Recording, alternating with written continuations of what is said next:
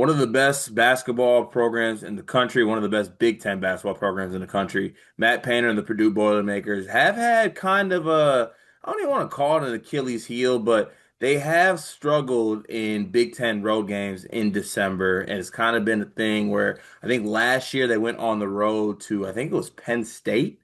And they lost in that basketball game. The year before that, they always kind of have like a game at Northwestern or a game at Rutgers or something like that that really struggles with them. They go on to take on Rutgers, I believe tonight. That game is either tonight or tomorrow.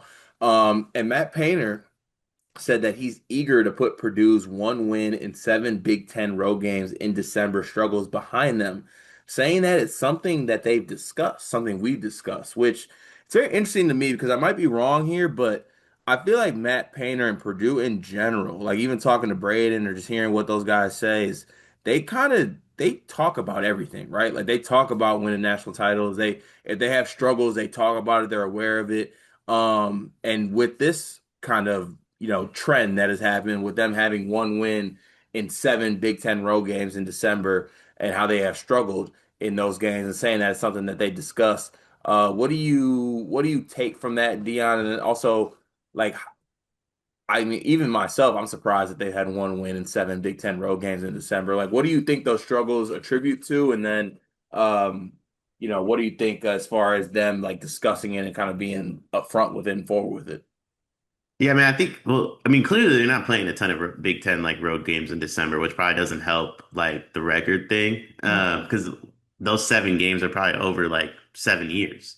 Um, but I like the idea of them talking about it. I like the idea of them making it bulletin board material against a Rutgers team that in theory you could like overlook. When you look at the rest of their December schedule, on Saturday, they got Iowa State at the crib. So, I mean, making this a game that you don't want to overlook because you're trying to like move on from something that's caused you issues in the past. I love that move by Paint. The Penn State game last year, I just think was a bad matchup. I felt like last year's Purdue team struggled against ball pressure. I know it's crazy to say they had the greatest point guard, like maybe in the history of the game, but he was the only one. So like I felt like if you pressured Braden, it really made it difficult on everybody else. And Penn State did a great job of doing that. So rough matchups plus a lot of look ahead spots too. Like this one is a clear look ahead to Iowa State spot. So I think you combine everything, and that's why they've had some struggles in the past. Yeah, I'm actually going through it now, looking at some of the games they lost. Of course, I think, let's see, even going back to 21. So I'm trying to go back to the last, like, I think the last one they won was actually Edie. The year they lost to Fairleigh Dickinson, they won in overtime against Nebraska. That was actually a game G and I were at for college hoops to go.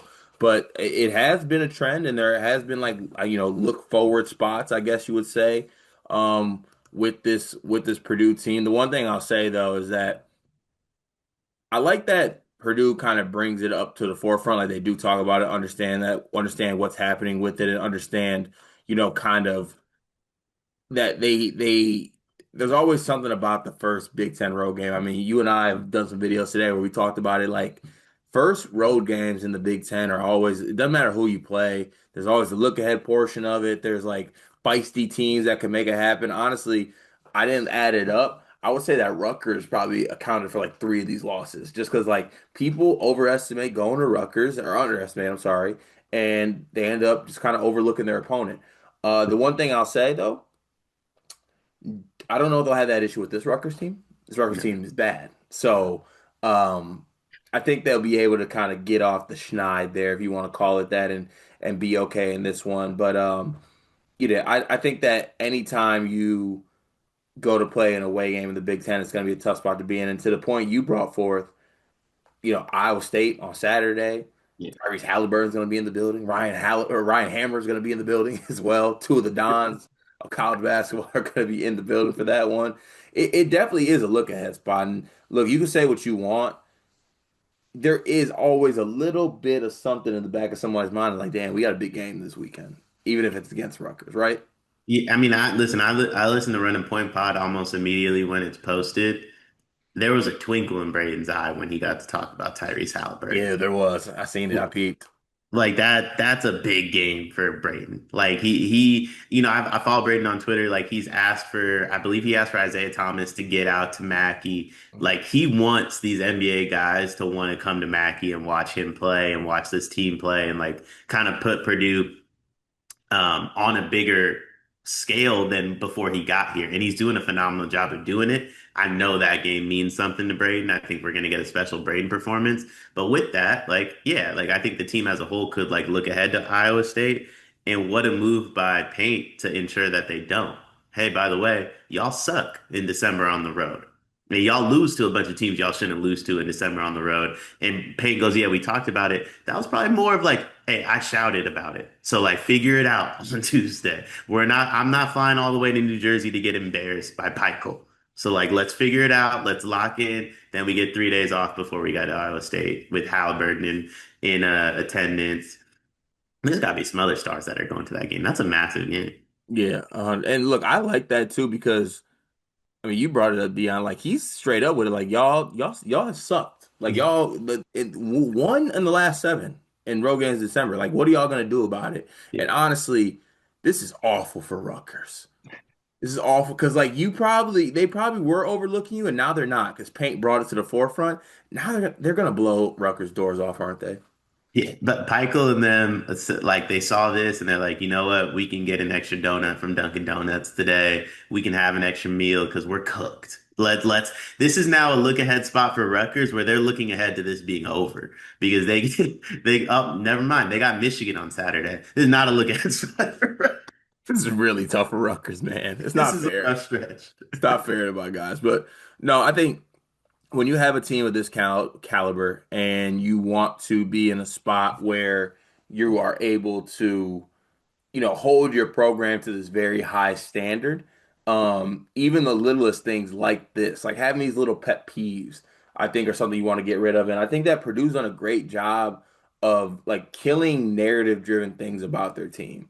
You know what I'm saying? Like they're not able to handle pressure. They're not able to they do a great job of like they do a great job of like getting rid of their demons, I guess they would say. And I think that they will be able to you know, do so in this game, and I feel sorry for Rutgers. I know we already did the preview, but Dion, can I get a score prediction for the game? And does Purdue win? Do they exercise and make it 2 out of 8 in the last December 1st Big Ten away games? This is gonna be belt. Simple as that. This is belt.